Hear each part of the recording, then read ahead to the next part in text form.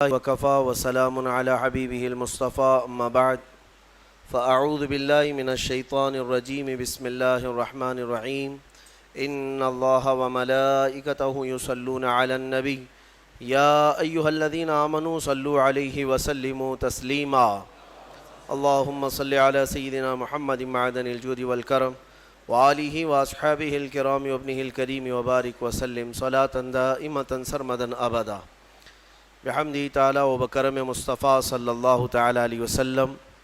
آج کی شب میں نصف قرآن یعنی 15 پارے مکمل ہو چکے ہیں۔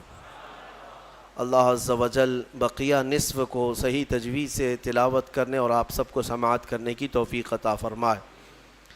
آج ویسے 15ویں پارے کے ساتھ ساتھ سورہ کہف کی تلاوت مکمل ہو چکی، جو 16ویں پارے کی بھی 3 صفحے اس میں شامل ہو جاتے ہیں، یعنی آج آپ نے ایک پارے سے کچھ زیادہ تلاوت کو سماعت کیا ہے۔ آج بہت ہی اہم صورتیں ہیں اور پورے پارے میں اتنی آیتیں ہیں کہ کن کن چیزوں کا میں آپ کے سامنے بیان رکھوں۔ سورۃ الاسراء جس کو ہم نے شروع کیا، سبحان الذی اسریٰ بعبدہ لیلا من المسجد الحرام الی المسجد الاقصی، اس کا نام سورہ بنی اسرائیل بھی ہے اور سورۃ الاسراء بھی ہے، اور دوسری سورہ جو ہم نے تلاوت کی وہ سورہ کہف ہے۔ 2 سورتیں آج مکمل الحمدللہ تلاوت ہوئیں۔ اسراء کا مطلب ہوتا ہے سفر کرنا، اسراء جو ہے سفر کو کہا جاتا ہے، اور اس میں دنیا کے اس عظیم سفر کا ذکر ہے کہ اس جیسا سفر نہ پہلے کبھی ہوا نہ بعد میں کبھی ہوگا، وہ ہے سفر معراج مصطفیٰ صلی اللہ علیہ وسلم۔ مصطفیٰ کریم صلی اللہ تعالیٰ علیہ وسلم کے معراج کا جو سفر ہے اس کو اللہ تبارک و تعالیٰ نے کس شان سے بیان کیا۔ سبحان الذی اسریٰ بعبدہ، پاک ہے وہ ذات، بلند ہے وہ ذات جس نے اپنے بندے خاص کو رات کے ایک حصے میں سفر کرایا۔ کہاں؟ مسجد حرم سے مسجد اقصیٰ تک، یہاں تک کا ذکر تو آیا ہے، اس کے بعد کا ذکر احادیث کریمہ میں بھی موجود ہے۔ اب یہاں پر جو بات ہے توجہ کی، پورا سفر معراج تو آپ شب معراج میں سنتے رہتے ہیں اور مجھ سے بھی کئی بار سن چکے ہوں گے۔ میں یہاں ایک اہم بات عرض کر کے آگے بڑھ جاؤں گا۔ جن لوگوں کو یہ تکلیف ہے، یہ کیسے ہو سکتا ہے سفر، اتنا لمبا سفر کہ حضور پاک صلی اللہ علیہ وسلم مسجد حرم سے مسجد اقصیٰ تک گئے، یہ خود ہی کئی ہزار کلومیٹر کا فاصلہ ہے، اور رات کے ایک حصے میں وہاں گئے، پھر وہاں سے آسمانوں کا سفر، جنت دوزخ کا ملاحظہ، عرش و کرسی لوح و قلم سب دیکھنا، پھر لامکاں کا سفر، پھر بارگاہ رب العزت سے واپسی، یہ سفر کیسے ہو سکتا ہے؟ تو جو لوگ یہ سوال کرتے ہیں وہ رسول پاک صلی اللہ تعالیٰ علیہ وسلم کو شاید اپنے جیسا سمجھتے ہیں کہ تم نہیں کر سکتے تو رسول بھی نہیں کر سکتے۔ حضور پاک صلی اللہ تعالیٰ علیہ وسلم کو اپنے جیسا جو سمجھے گا وہ یہ سوال کرے گا۔ اور رہی بات ایسے کم عقلوں کے جواب کے لیے ہی اس پارے کی شروعات میں ہی اللہ نے فرما دیا، سب کا منہ بند ہو جائے گا۔ جواب سنو، اللہ تعالیٰ فرما رہا ہے، یہ نہیں فرمایا کہ وہ رسول بلند ہے جو رات کے ایک حصے میں مسجد حرم سے مسجد اقصیٰ تک کا سفر کیا، بلکہ مولا فرماتا ہے وہ ذات بلند ہے جس نے اپنے رسول کو سفر کرایا۔ میاں جب رب تعالیٰ کرانا چاہے وہ تو کن سے پوری زمین کو پیدا کر دے، کن سے پورے آسمان کو پیدا کر دے۔ وہ اگر اپنے محبوب کو ایک آن میں پوری دنیا کا کیا پوری کائنات کا سفر کرا دے تو اس کے لیے ناممکن تو نہیں ہے، اس کے لیے ناممکن نہیں ہے۔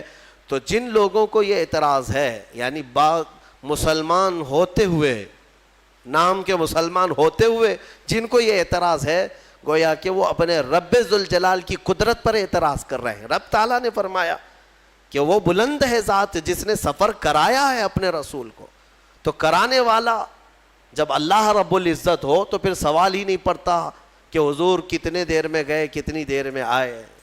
اب یہاں پر مفسر شہیر حکیم الامت نے کتنی بہترین بات لکھی ہے کہ اس سفر کی شروعات کو کن لفظوں سے بیان کیا جا رہا ہے، کہاں سے شروع ہو رہا ہے یہ پارہ؟ سبحان الذی، سبحان جب بھی کوئی اچھی چیز دیکھتے ہیں تو آپ کیا کہتے ہیں؟ ارے آپ کو بولے بغیر آپ نے سبحان اللہ کہا. آپ نعت خوانوں کی مجمع میں بیٹھے ہیں تو پھر آخر تک تو ایک تسبیح ہو ہی جاتی ہے آپ کی, سبحان اللہ. تو یہ کسی تعجب کی چیز اور سب سے بہترین اور اچھی چیز محسوس ہو تو سبحان اللہ کہتے ہیں. بلند ہے اللہ کی ذات, پاک ہے اللہ کی ذات.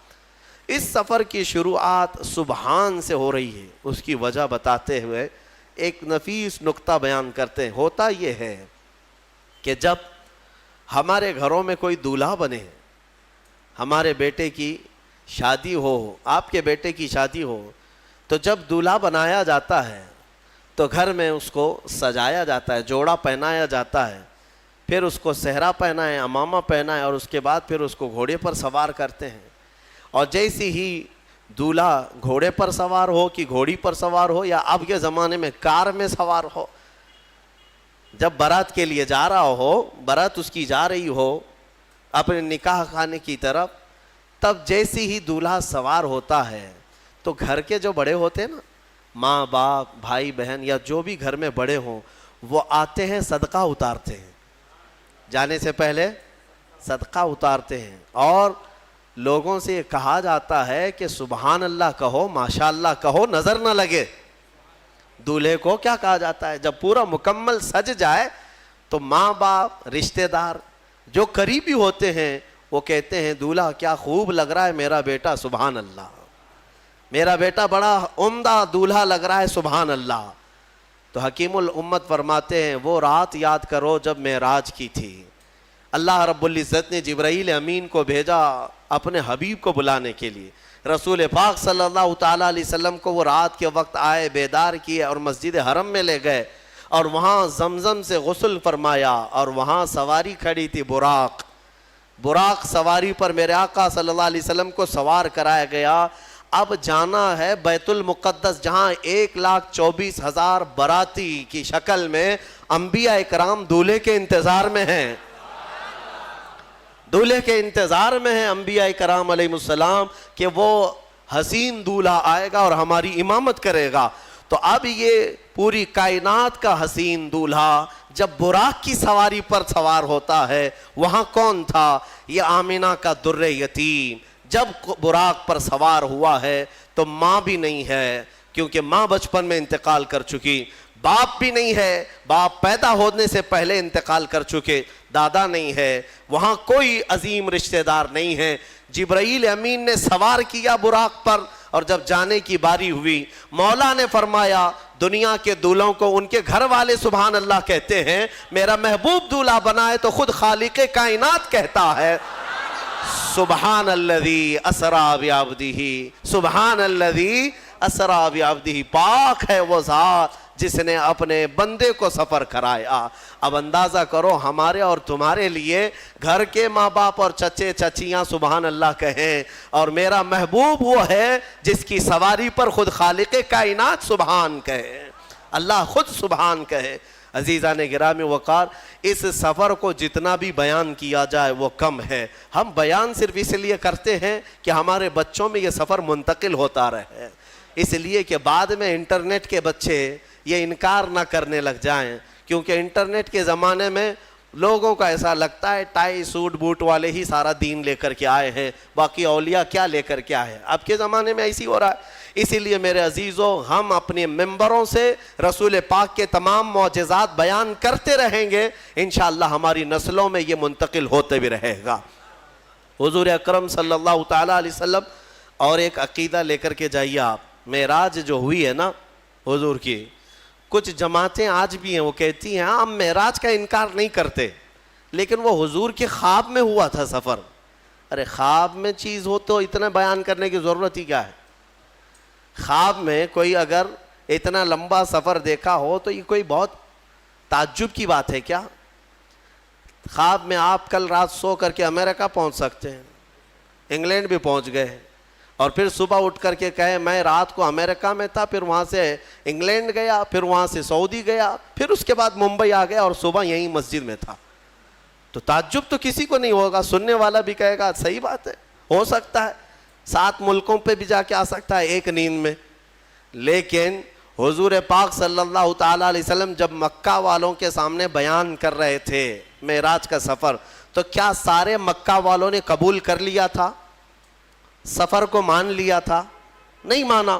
مکہ والوں کا انکار کرنا اس بات کی دلیل ہے کہ حضور خواب نہیں بیان کر رہے تھے، اپنی حقیقی زندگی کا سفر بیان کر رہے تھے۔ اگر خواب بیان کرتے تو مکہ والے انکار تھوڑی نہ کرتے، وہ کہتے ہو سکتا ہے خواب میں گئے ہوں گے آپ۔ حضور اپنی حیات ظاہری کا اور حقیقی زندگی کا سفر بیان کر رہے تھے، خواب کا نہیں۔ اور عربی میں عبد جو یہاں پر آیا ہے آیت میں، سبحان الذی اسرا بعبدہ، عبدہ، عبد کسے کہتے ہیں؟ عبد کون ہے؟ بندہ۔ عبد کا مطلب بندہ، لیکن بندہ جو ہے کیسا ہوتا ہے؟ ہر بندے کے پاس دو چیزیں ہونی ضروری ہیں، جسم بھی ہو روح بھی ہو، جسم بھی ہو روح بھی ہو۔ جسم اور روح کے مرکب کو بندہ کہا جاتا ہے۔ سمجھ میں آ رہی بات؟ اور خواب میں سفر جسم نہیں کرتا، صرف روح کرتی ہے۔ اگر حضور کی صرف روح نے سفر کیا تھا تو قرآن میں بندے کا ذکر نہیں آتا۔ اللہ یوں فرماتا، پاک ہے وہ ذات جس نے اپنے رسول کی روح کو سفر کرایا، بلکہ قرآن میں اللہ فرما رہا ہے پاک ہے وہ ذات جس نے اپنے بندے کو سفر کرایا۔ بندے کا مطلب ہے کہ رسول روح اور جسم دونوں کے ساتھ گئے تھے، روح اور جسم دونوں کے ساتھ گئے تھے۔ اب یہاں پر ایک مسئلہ یہ بھی آتا ہے کہ پرانے زمانے کے جو فلسفی تھے، فلاسفہ جن کو کہتے ہیں، فلسفی والے لوگ، وہ اس بات کا انکار کرتے تھے کہ ممکن نہیں ہے آسمانوں کے اوپر جانا، کیونکہ آسمان جو ہے یہ دھوئیں کا نام نہیں ہے، یہ بادل نہیں ہے۔ آسمان ایک دبیز قسم کی ایک پرت ہے، اتنی کہ اس کو آپ پھوڑیں تو پھوٹے گا نہیں، زمین سے بھی زیادہ مضبوط لے ہے آسمان کی۔ ہاں، اس کو کوئی کھود نہیں سکتا، توڑ نہیں سکتا، اس میں سوراخ نہیں کر پاؤ گے۔ کن کن چیزوں سے کون سا میٹل ہے وہ اللہ بہتر جانے، لیکن آسمان بہت ہی مضبوط پرت کی بنی ہوئی ہے، اس میں سے کسی کا جانا ممکن نہیں، یہ فلسفی لوگ کہتے ہیں، انکار کرتے ہیں۔ کیونکہ انسان کا دھواں میں جانا تو سمجھ میں آتا ہے، لیکن ایک موٹی چیز کو چیر کر کے جانا یہ سمجھ میں نہیں آتا۔ اس کے لیے ابھی کے زمانے میں ہمارے بعض علماء نے یہ بتایا، نکتے کے طور پر میں بتاتا ہوں میرے عزیزو، ہماری آنکھ میں نور کا ایک چھوٹا سا ذرہ ہوتا ہے جس سے ہم دیکھتے ہیں۔ آنکھ بند کیے کچھ نہیں دکھتا، کھولے تو نظر آتا ہے۔ وہ جو نظر آتی ہے چیز کس کی وجہ سے نظر آتی ہے؟ آنکھ کے اندر جو نور کا قطرہ ہے، بہت چھوٹا سا ہے، بہت چھوٹا سا، اس نور کے ذرے سے تم ساری چیزیں دیکھتے ہو۔ اگر وہ نور بجھ گیا تو آنکھیں تمہاری سفید ہو جائیں گی، کچھ بھی نہیں رہے گا، دکھائی نہیں دے گا، ٹھیک ہے؟ وہ نور کا ہلکا ذرہ ہر چیز کو دیکھتا ہے۔ ادھر سے میں یہاں بیٹھا ہوں، وہاں تک کا نظر آ رہا ہے۔ ہم نے چشمہ لگا دیا، گلاس لگا دیا آنکھ پہ، اب یہ نور کا جو ذرہ ہے، کیا یہ شیشہ پھاڑ کر کے جا رہا ہے باہر؟ شیشہ جیسا کا ہے ویسا ہی ہے، لیکن نور کا ذرہ ادھر سے ادھر جا رہا ہے، کیونکہ نور کے لیے پھاڑنا ضروری نہیں۔ اب آنکھوں کے اندر موجود ایک ہلکا ذرہ شیشے کو بغیر پھاڑے دور تک جا سکتا ہے، تو جو سراپا نور ہے وہ آسمانوں کا سفر بغیر پھاڑے کیوں نہیں جا سکتے؟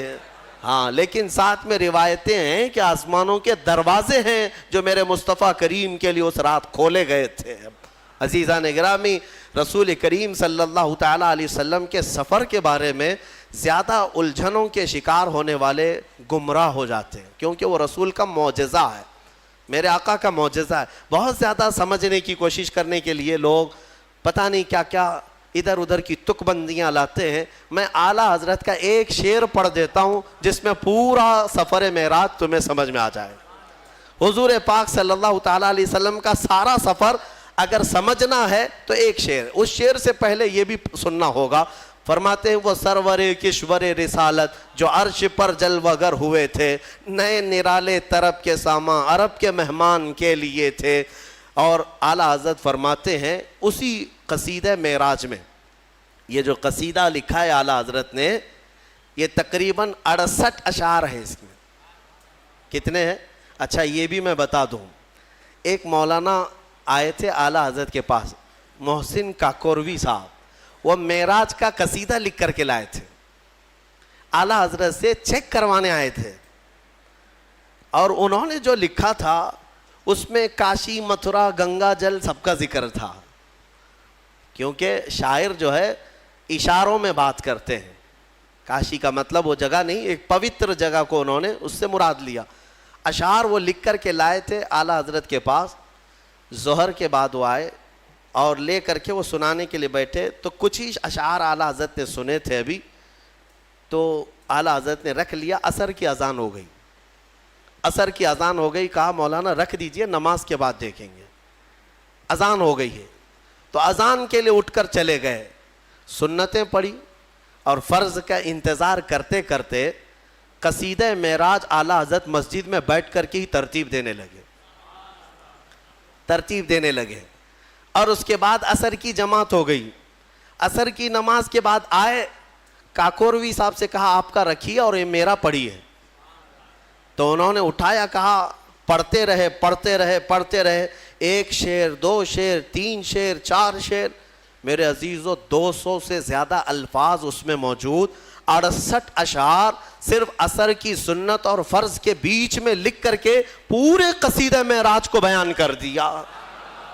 انہوں نے پوچھا کاکوروی صاحب کہ مولانا احمد رضا صاحب آپ کے پاس یہ کب کا لکھا ہوا تھا؟ کہا بس سنت اور فرض کے بیچ میں مسجد میں جو ذہن میں آ گئے وہ میں نے ترتیب دیا۔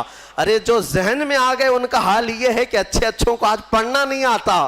وہ سرور کشور رسالت جو عرش پر جلوگر ہوئے تھے، نئے نرالے طرب کے سامان عرب کے مہمان کے لیے تھے، اور اعلیٰ حضرت فرماتے ہیں اتار کر ان کے رخ کا صدقہ جو بٹ رہا تھا نور کا باڑا، چاند سورج اچھل اچھل کر جبیں کی خیرات مانگتے تھے۔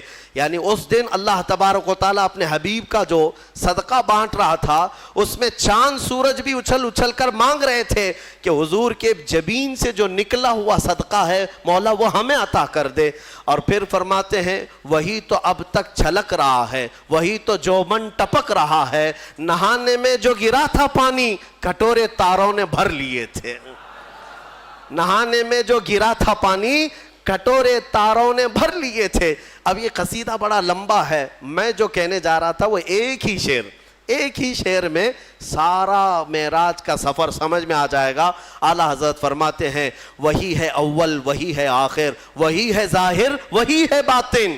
حضور کے لیے توجہ چاہتا ہوں، کیا الفاظ ہیں، وہی ہے اول، وہی ہے آخر، وہی ہے ظاہر، وہی ہے باطن، اسی کے جلوے اسی سے ملنے اسی سے اس کی طرف گئے تھے۔ یہ ہے معراج کا سفر۔ کیا ہے؟ 4 چیزیں اس میں ایک ہی مصرے میں بیان کر دیا، اسی کے جلوے اسی سے ملنے اسی سے اس کی طرف گئے تھے، بس یہی ہے۔ یہ جو معراج کا سفر ہے تم حضور کی طرف دیکھ رہے ہو، حقیقت میں یہ رب کے جلوے، اسی کے جلوے، رب کے جلوے اسی سے ملنے گئے، اور اسی سے مطلب اس کی ہی طاقت سے، اور کہاں گئے؟ اسی کی طرف گئے۔ اب اس میں پورا سفر سمجھ میں آ گیا۔ رب ذوالجلال خود اپنے نور کو اپنے پاس بلا رہا ہے، تو اس کے لیے نہ وقت کی ضرورت ہے، نہ سما، نہ کیف، نہ یہ مکان، نہ زمین، کسی چیز کی حاجت نہیں۔ بہرحال ان گتھیوں کو سلجھانے کے لیے ضرورت نہیں ہے کہ آپ واٹس اپ اور فیس بک اور دیگر انسٹا کے مناظرین سے سنیں۔ جب بھی سفر معراج سننا ہو تو عاشقان رسول سے سنا کریں۔ اعلیٰ حضرت رضی اللہ تعالیٰ عنہ کے کلام پڑھیں، آپ کو سمجھ میں آ جائے گا۔ یہ قصیدہ معراج، یہ معراج کا جو سفر ہے یہ سورۃ الاسراء میں بیان ہوا۔ میرے عزیزو، اس کے بعد اسی پارے میں جلدی عرض کر دیتا ہوں، اللہ تبارک و تعالیٰ نے بہت ہی اہم باتیں بیان فرمائی۔ فرماتا ہے وَقَضَىٰ رَبُّكَ أَلَّا تَعْبُدُوا إِلَّا إِيَّاهُ وَبِالْوَالِدَيْنِ إِحْسَانًا۔ تمہارے رب نے یہ فیصلہ فرما دیا کہ اللہ کے سوا تم کسی کی عبادت نہیں کرو گے اور اپنے ماں باپ کے ساتھ اچھا سلوک کرو گے۔ رب کے بعد اچھا سلوک کرنے کا حکم اللہ نے ماں باپ کے ساتھ کیا۔ اما یبلغن عندک الکبر احدہما او کلاہما، اگر ان دونوں ماں باپ میں سے کوئی ایک بڑھاپے کو پہنچا یا دونوں بوڑھے ہو گئے، فلا تقل لہما اف، ان کو اف تک نہ کہو، ولا تنہرہما، اور انہیں جھڑک کر بات نہ کرو، وقل لہما قولا کریما، جب بھی ان سے بات کرنا تو نرمی سے بات کرو۔ اکثر لوگ یہاں مات کھا جاتے ہیں۔ ہاں، بہت سارے لوگ جوانی میں تو اپنے ماں باپ کی عزت کر لے جاتے ہیں، جب ماں باپ بوڑھے ہو جائیں اور تم جوان ہو گئے ہو اس وقت عزت کر کے دکھاؤ، یہ کمال کی بات ہے۔ پھر تمہیں سمجھ میں آئے گا کہ تم حقیقت میں مرد ہو یا نہیں ہو۔ ہاں، حقیقت میں تمہاری پرورش کیسی ہے سمجھ میں آئے گا۔ بڑھاپا آ گیا ہو، ایک چیز کو بار بار وہ پوچھ رہا ہو، باپ ایک چیز کو بار بار بھول جاتا ہو، ماں بوڑھی ہے اٹھ نہیں سکتی، بار بار پوچھتی ہے یہ کہاں ہے وہ کہاں ہے، تم جھڑک دیتے ہو، اماں ابھی تو پوچھا تھا جواب تو دیا میں نے، کتنی بار پوچھتی ہو؟ تمہیں پتہ نہیں تم بچپن میں اس ماں سے جتنی بار پوچھتے تھے وہ ہر بار جواب دیتی تھی۔ اپنے باپ سے پوچھو، جب تم چھوٹے تھے کسی چیز کو دیکھ کر بار بار پوچھتے تھے، باپ تمہیں بار بار بتاتا تھا، لیکن تم سے اب سہا نہیں جاتا۔ ایک بار سوال کرنے کے بعد پھر دوسری بار وہ سوال کرے تو کہتے ہو بھولنے لگ گئے، باپ ہمارے بیمار ہو گئے ہیں، لوگوں کے سامنے نہیں لاتے، بے عزتی ہو جائے گی۔ اے میرے عزیزو، جس رسول نے فرمایا تمہاری جنت ان کے قدموں میں ہے، ہاں ماں کے قدموں میں جنت ہے اور باپ جنت کا دروازہ ہے، دونوں میں سے ایک بھی ناراض ہوا تو تم نے دنیا میں جہنم خرید لیا ہے، دنیا میں تم نے جہنم خرید لیا ہے۔ حتیٰ کہ تمہیں یہ بھی نہ معلوم، حضور پاک صلی اللہ علیہ وسلم نے فرمایا اگر ماں باپ میں کوئی مر بھی گئے، انتقال کر گئے، ان کے حقوق یہ ہیں کہ ہفتے میں ایک بار تم ان کی قبر پر جاؤ، قبر پر جاؤ۔ لوگ کہتے ہیں کیا رکھا ہے وہاں پر، نہیں، حقوق ان کے موت کے بعد بھی ختم نہیں ہوتے۔ ایک صحابی نے کہا کہ مجھے میری ماں کی قبر بھی نہیں معلوم، قبر بھی نہیں معلوم۔ حضور نے فرمایا ایک لکیر کھینچ لو اور اسے سمجھو کہ یہاں ماں ہے اور اس کی زیارت کرو۔ اندازہ کرو میرے عزیزو، والدین کے حقوق ختم نہیں ہو سکتے۔ میں پھر انشاءاللہ العزیز اس پر اور عرض کروں گا، آیتیں اور آئی ہیں قرآن پاک میں، وَلَا تَمْشِ فِي الْأَرْضِ مَرْحًا، اللہ فرماتا ہے زمین میں اکڑ کے مت چلو، اِنَّكَ لَن تَخْرِقَ الْأَرْضَ وَلَن تَبْلُغَ الْجِبَالَ طُولًا، تمہارے اکڑنے سے نہ زمین پھٹے گی نہ تم پہاڑوں سے بلند ہو سکتے ہو۔ دیکھو ان پہاڑوں کی طرف کتنے بلند ہیں، تم ان کے سامنے بہت بونے ہو، بہت ناٹے ہو۔ اس زمین کو دیکھو اس کی سختیاں کیسی ہیں، تمہارے اکڑنے کے لیے تمہارے پاس ہے کیا؟ تم ایک نطفے سے پیدا ہوئے، ایک ٹھوکر میں تم لنگڑے ہو سکتے ہو، لولے ہو سکتے ہو، تمہارے پاس کیا ہے؟ مولا علی کرم اللہ وجہہ الکریم کے پاس ایک شخص آیا اور کہا کہ حضور انسان کی بساط کتنی ہے، انسان کی طاقت کتنی ہے؟ تو انہوں نے فرمایا کہ کھڑے ہو جاؤ سامنے، کہا ایک ٹانگ اٹھاؤ، ایک پیر اٹھایا، وہ ایک پیر اٹھا کر کھڑا تھا تو حضرت علی نے کہا دوسرا بھی اٹھا لو، کہا کہ حضور دوسرا کیسے اٹھائے، اوندھے منہ گر جاؤں گا، کہا بس تیری بساط اتنی ہی ہے، اتنی ہی ہے طاقت کہ اگر دوسرا بھی اٹھاؤ گے تو اوندھے منہ گر جاؤ گے۔ ہمارے پاس میرے عزیزو اتنی چیزیں نہیں ہیں کہ ہم پوری دنیا میں ادھر سے ادھر نظام کو بدل سکیں۔ غرور اور گھمنڈ جب آتا ہے انسان کو، اللہ ڈھیل دیتا ہے۔ ہاں، کچھ انسان ایسے ہیں جو زمینوں کے زمین فتح کر لیتے ہیں، مال بھی لے لیتے ہیں، حکومت بھی قائم کر لیتے ہیں، لیکن یہ صرف اور صرف رب کی ڈھیل کی وجہ سے۔ اور قرآن میں مولا فرماتا ہے ان کی طاقت ایسی ہے ان انسانوں کی کہ اگر ایک مکھی مر جائے تو اسے زندہ نہیں کر سکے گا، یہ ایک مچھر مر جائے تو تم اسے زندہ نہیں کر سکو گے۔ تم کتنے کمزور ہو تمہیں پتہ بھی نہیں ہے۔ ہاں، تمہاری دھڑکنیں جس دن رک گئی، تمہارے کروڑوں کی دولت لگا کر کے بھی تم سانسوں کو دوبارہ نہیں لا سکتے۔ میں نے ایک بڑی ہی عجیب و غریب بات پڑھی تھی، یہ کوریا کا غالباً ایک بہت بڑا امیر جس کی کمپنی ہے، مشہور موبائل کی کمپنی، دنیا میں سب سے زیادہ بکنے والے موبائل کی کمپنی کا مالک، جس کا حال یہ تھا کہ وہ جب چاہتا حکومتوں کو بدل دیتا تھا، اپنے ملک کی حکومت کو بدل دیتا، کبھی پریسیڈنٹ کو، کبھی پرائم منسٹر کو ختم کر دیتا. اتنا پیسے کا مالک تھا. یہ ابھی زیادہ دن کی بات نہیں, 2012-13 کی بات ہے. اچانک اس شخص کو ایک بیماری لاحق ہوئی, بستر پر گر گیا, کوما میں چلا گیا, اور اس کا بیٹا موجود ہے, اور اس نے دنیا کے مہنگے ترین ڈاکٹروں کو بلایا, اور پر ڈے 100 کروڑ کا خرچ بھی اگر لگے اپنے باپ کو بولنے کے قابل بنا دے اور روٹی کھانے کے قابل بنا دے. 100 کروڑ پر ڈے خرچ کر کے بھی کوئی ایک ڈاکٹر نہ اسے بولنے کے قابل بنایا, نہ بات کرنے کے قابل, نہ روٹی کا ایک لقمہ کھانے کے قابل. 4 سال تک بستر پر پڑا رہا مردہ لاش کی طرح. 4 سال کے بعد کروڑوں ڈالر اس پر خرچ ہو چکے, پھر وہ دنیا سے نکل گیا, ختم ہو گیا. وہ شخص جس کا غرور یہ تھا کہ میں دنیا کی ہر چیز خرید سکتا ہوں, میں دنیا کی حکومتوں کو بدل سکتا ہوں, اپنے بستر سے اٹھنے کی طاقت نہیں تھی, اور سامنے موجود کسی ایک بندے سے ایک جملہ بات کرنے کی طاقت نہیں تھی. تم کیا سمجھتے ہو؟ اسی لیے میرے مولا کا فرمان سنو, زمین پر اکڑ کر مت چلو. آج یہ کفار و مشرکین جتنا ہماری زمین پر اکڑ رہے ہیں, ایک دن پکڑ آنے والی ہے, آئے گی پکڑ. ظالم اگر یہ سمجھتے ہیں کہ ان کے کاموں سے کوئی بے خبر ہے, سب کوئی نہیں دیکھ رہا ہے, اللہ رب العزت ہر کام سے باخبر ہے, دیکھ رہا ہے. تم ظلم کی انتہا کرتے جاؤ. غرور اور گھمنڈ آج نشہ کس کا؟ حکومت کا, تخت کا. ارے یہ تخت فرعون کے پاس بھی آیا, قارون, حامان, شداد, یہ اتنے بڑے بڑے لوگ ہیں دنیا کے جن کے پاس آدھی سے زیادہ دنیا موجود تھی.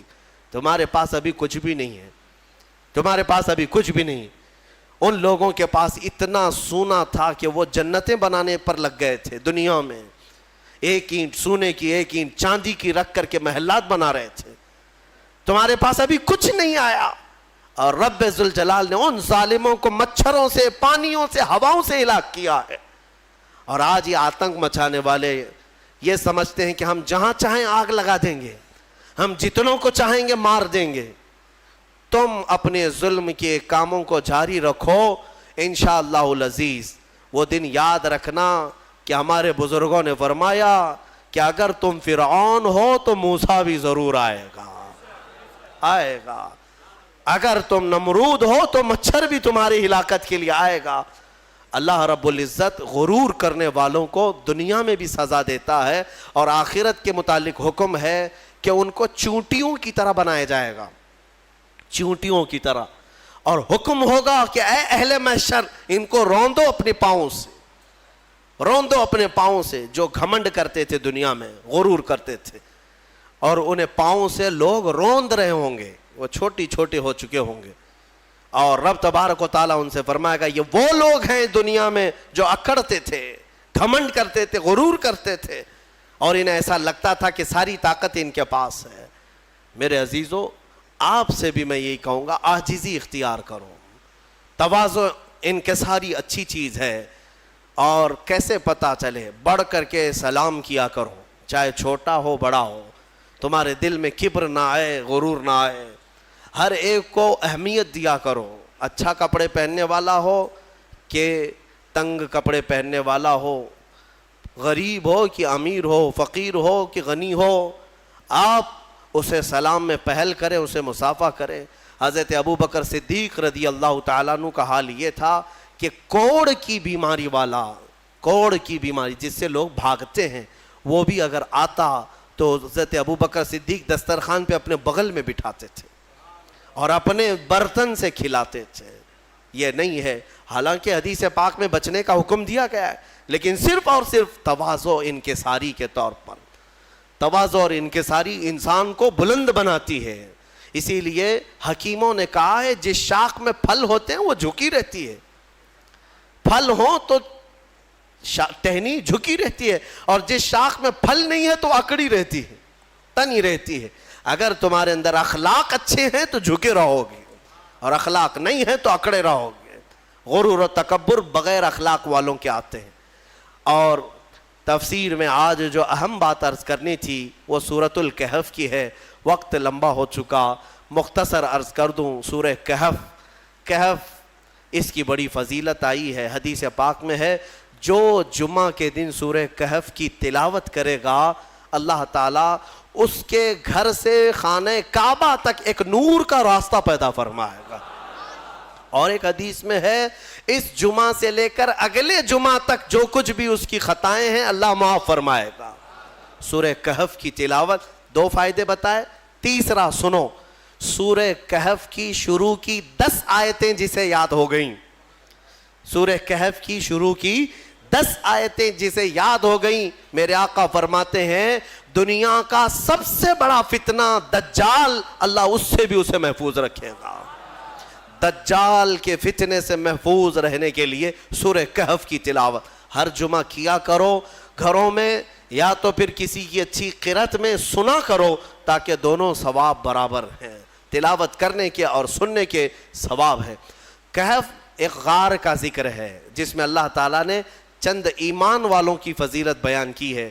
عیسیٰ علیہ السلام کے زمانے کے 300 سال بعد، آپ کو آسمانوں سے اوپر اٹھا لیے جانے کے 300 سال بعد لوگوں میں عقیدہ بگڑ گیا تھا۔ ایک بادشاہ آیا تھا جس کا نام دقیانوس تھا، اور وہ ظالم تھا، اور وہ لوگوں کا عقیدہ بدل رہا تھا، اور یہاں تک کہ وہ اپنے لیے سجدہ کرواتا، اپنی خدائی کا اعلان کر رہا تھا، یا پھر بتوں کی پرستی شروع ہو گئی۔ لیکن اس زمانے میں لوگ ڈر کے مارے گھر واپسی کرنے کی بات جیسے ہو رہی ہے ویسے ہی بادشاہ اپنے پیسوں کے بلبوتے ان کو یہ کہلاتے کہ تمہارا دین الگ ہے، تم الگ دین میں آئے تھے، واپس آ جاؤ۔ دھرم پریورتن بدل رہا تھا، کئی بدل چکے تھے، پیسوں کے لیے کچھ لوگ بدلتے ہیں، طاقت کے لیے کچھ لوگ بدلتے ہیں، ڈر سے کچھ لوگ بدلتے ہیں، لیکن جو اللہ والے ہیں وہ ہر زمانے میں قائم رہتے ہیں۔ بادشاہ کے کچھ وزیروں میں لوگ تھے جن کی تعداد 7 اور بعض روایتوں میں 8، اللہ بہتر جانتا ہے ان کی تعداد کتنی تھی۔ یہ الگ الگ لوگ تھے، یہ ایمان والے لوگ تھے جو اللہ پر ایمان رکھتے اور آخرت پر ایمان۔ اب وہ جو ذکر کرتا اسے مار دیا جاتا۔ تو ان لوگوں نے ایک دن مشورہ کیا کہ اس شہر کو چھوڑ کر ہم دور چلے جاتے ہیں، اپنے ایمان کی حفاظت کریں۔ اب یہاں ایمان بچانا بہت مشکل ہو گیا ہے، ورنہ بادشاہ کے سامنے سر جھکانا پڑے گا، شرک اور کفر کرنا پڑے گا، ہم چلتے ہیں شہر سے باہر۔ یہ 7 نے راتوں رات مشورہ کیا اور نکل پڑے۔ ان کے ساتھ ایک کتا ہو لیا، اصحاب کہف کا کتا کہا جاتا، ساتھ میں چلتا رہا، اور یہ لوگ آبادی سے بہت دور نکل کر باہر گئے، اور ایک غار تھا، اس غار میں ان لوگوں نے رات کو پناہ لی، سونے کے لیے چلے گئے۔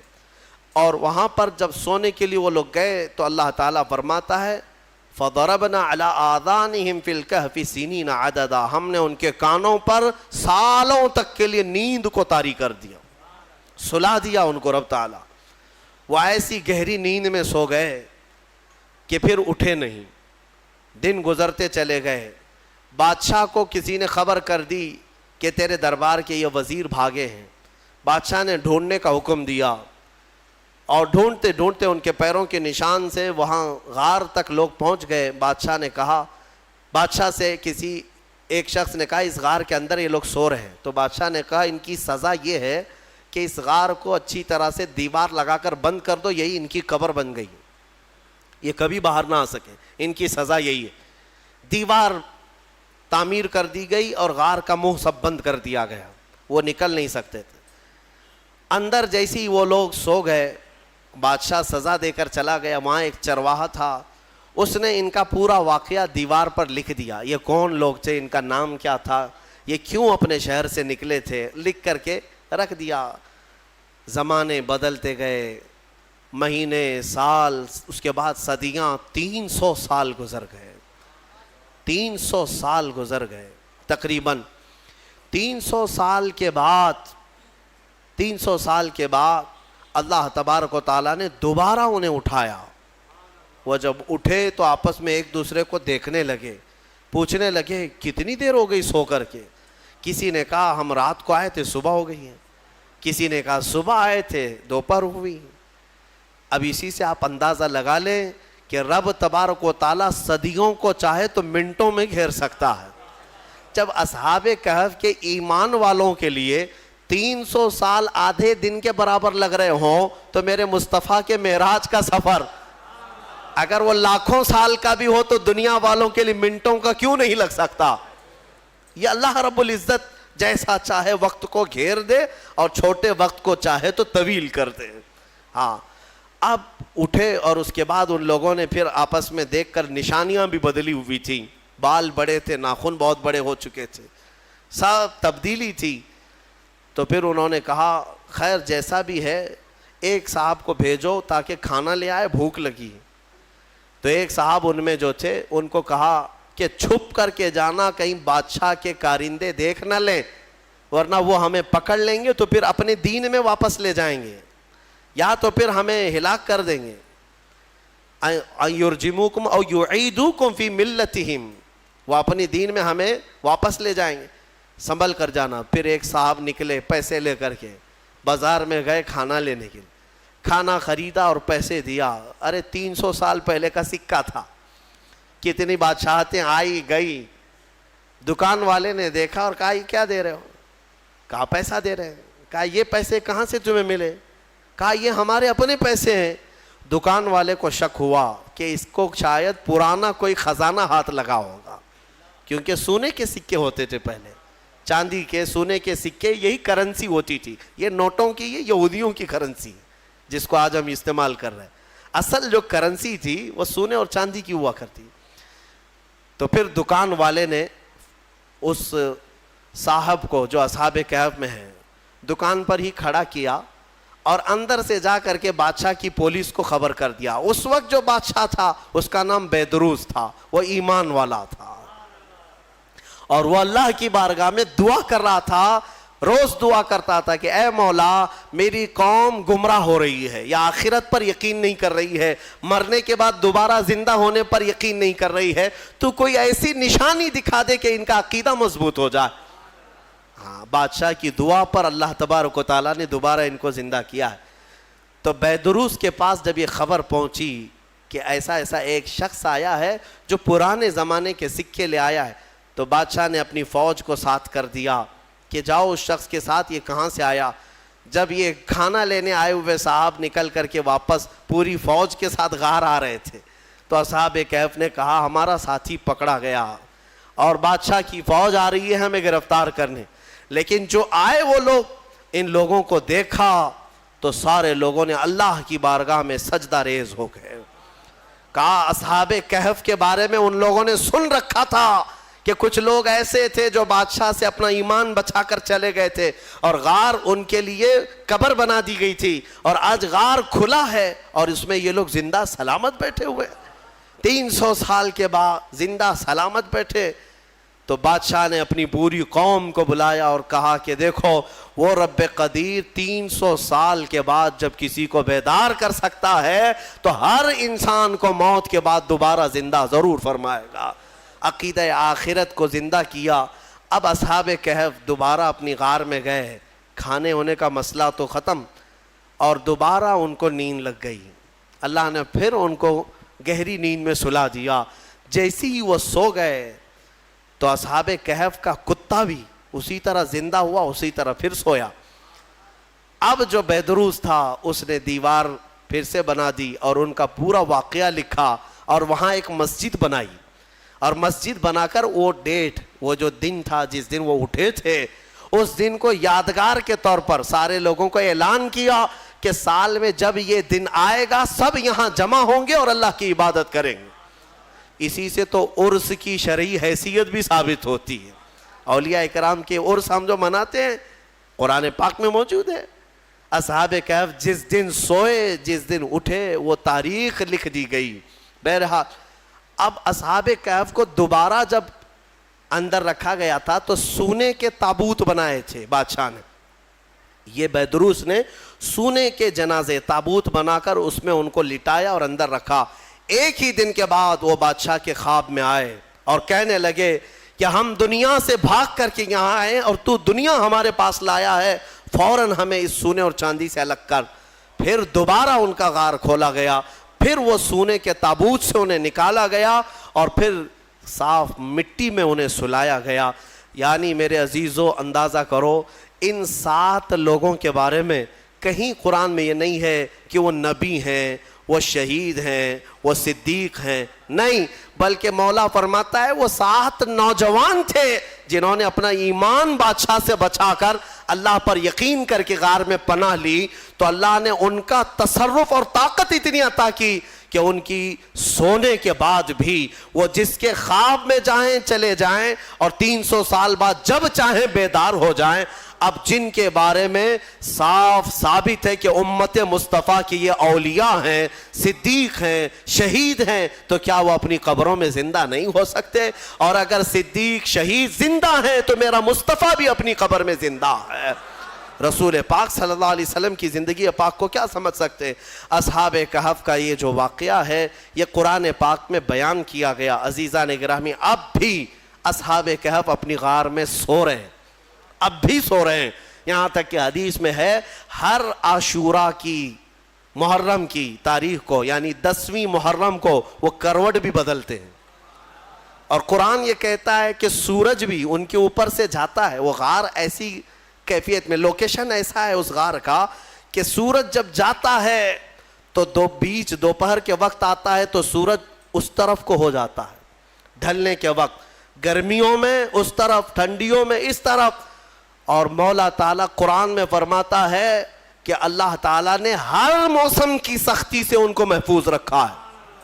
سورہ کہف میں دوسرے صفحے میں آپ پڑھ لیں، سورج کی تپش سے، بارش کی سڑن سے، ٹھنڈیوں کے گلانے سے اللہ ان کی حفاظت فرمایا۔